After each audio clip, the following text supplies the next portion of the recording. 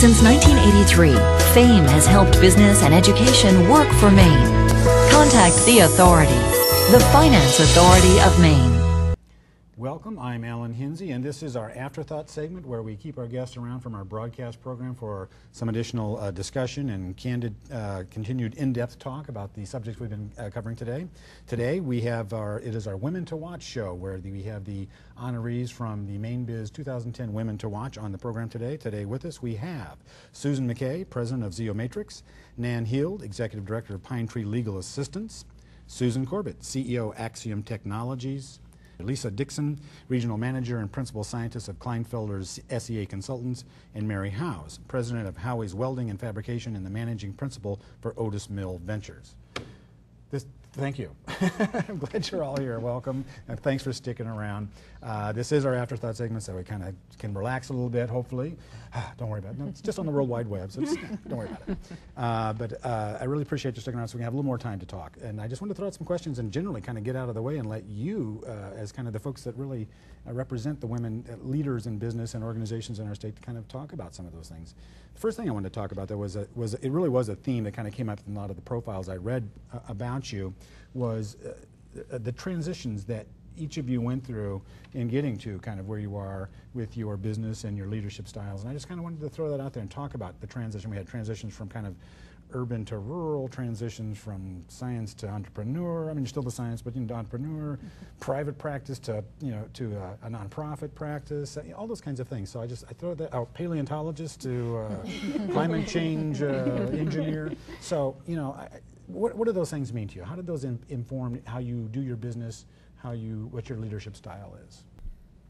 Well, I think that having a lot of different experiences is really valuable in being able to adapt to new change when it comes. And so if you went always down a particular path and thought that was the only path you were going to go down, I think it would blind you to opportunities. Okay. So having that background, more opportunities, others, what do you think about that? Well, I think assembling your team and all of the resources that they bring to the vision that you have is invaluable.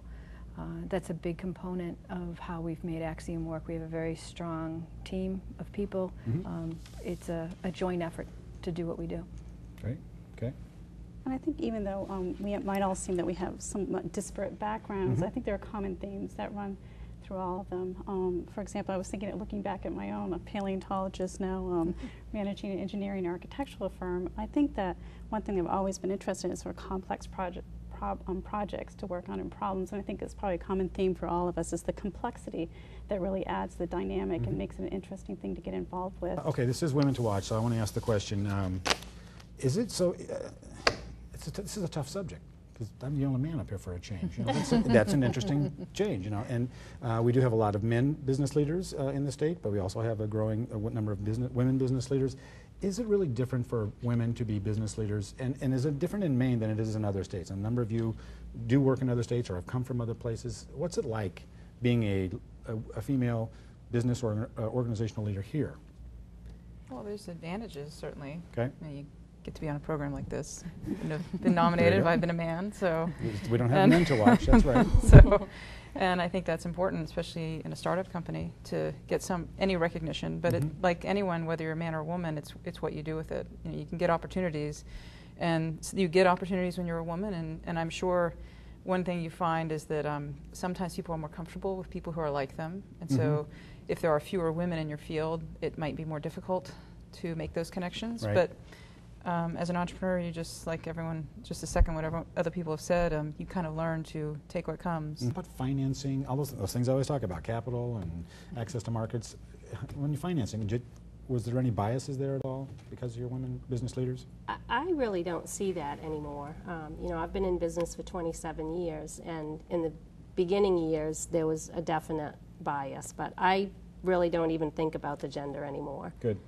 Every part of our business, whether it's financing or buying supplies or insurance, there's women in every position. Yeah, I think I agree. It seems somewhat neutral, and I have similar experiences too. I grew up with like 3 younger brothers. I pursued science, very male-dominated field. Have 2 sons and work in an office where there are more men than women, and even the engineering science field is like that. But I really feel that I'm judged on what I do and not who I am, and that's really where the focus is. And it's really rare that I notice too much of a difference, and I don't see that discrimination in other people's eyes either. It's really about the product that you're working on, and not so much who's producing that product. Okay. In terms of, is there a different way of thinking about business problems between men and women, or is business business?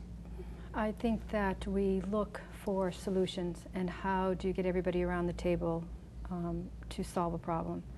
In the telecommunication industry in the state of Maine, we have some wonderful leaders, and bringing everybody to the table to put that brain power together, it's an honor and a privilege for me to be part of that group. And I think as a woman going into that, I'm a problem solver, and so I think everybody should come to the table solving those problems and finding a solution and a common ground, and I think it works. Okay. In the welding field and in the metals products, male dominated, but you're the leader. So what kind of things have you experienced there? Like I said, I don't see a difference now. 15 years ago, I think there was a little bit of, they're kind of taken aback that it's a woman owning it. And, we certainly take advantage of that. There are jobs out there that may look at a woman-owned business, they want to give a percentage of work to them. So, you take advantage of that. But I just don't see that there's a big difference. Good, I can quit asking that question. That's a good thing. So then we can move on to just business questions in general, because that's what it is, business and organizational stuff. Okay, you are leaders at what you do in both small businesses and larger businesses, a nonprofit in Maine. What's Maine's biggest opportunity and maybe its biggest threat? I think, I'll start similar to what I said before in terms of sustainability. I really think that's the new way that the economy is going to be framed, and I think Maine sits very well with respect to, I said the 3 things that are really going to drive things are carbon, water, and energy. I look at energy in Maine in terms of the wind projects that are going on now. I think they're very well positioned both for onshore and offshore. Energy in terms of natural gas, I think that's something that's underutilized in Maine that they can look more at. And water is really going to be a large limiting resource. I mean, it already is in other parts of the country. The EPA released a study a few years ago that said in the next 5 years, if the states didn't change their consumption of water, 36 of those states were going to be in a water deficit situation. Maine is not. Maine's a water-rich state, which is important when you start to think about manufacturing and industry. Well, I kind of agree. The only thing I've always worried about is, Maine sits on a lot of natural resources, tidal, wood. Now there's a tremendous amount of wood-based resources and converting to new types of energy and products. What I would like to see is that Maine not just be, have the natural resources, but be in a position to develop those with, high-tech jobs. We don't want to just be the resource-rich state or country where other people come in and make money off those products. Right. We'll have a new governor soon. What's the first thing you'd want to tell that new governor in terms of business or policy change for Maine? Something you think that needs to happen to make the state move forward?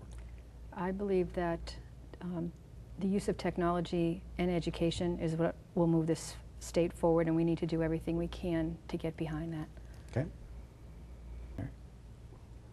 I think that, we've always been so focused on the tourism industry, which is really important, but I think we need to find some way to bring in manufacturing and high-tech jobs so that we have some sort of infrastructure here, not just hiking trails, and that's an important part of it, but we need more. Okay, great. And I guess still harping on my same theme is that sustainability is going to really define what the new economy is, and really recognizing what that means for Maine. Good. She came with the talking points. Yes.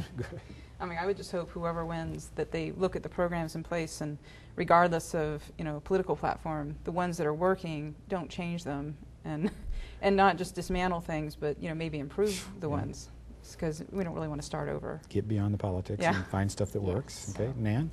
And I would say for my particular sphere, the really important thing that's hard for any legislature and governor to do is to fund things that prevent bad things from happening. But if you take the long view, our state is much better off if we address preventive measures right from the beginning. Thank you all again for being here. Congratulations again on being honored as Women to Watch.